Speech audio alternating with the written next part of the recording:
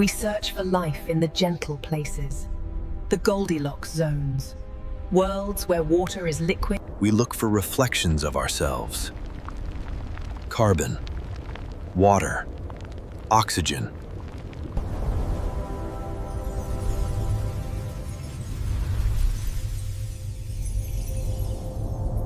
Welcome to Helios Prime, a super-Earth orbiting a star so volatile, so close, that its surface temperature averages 1,000 degrees Celsius.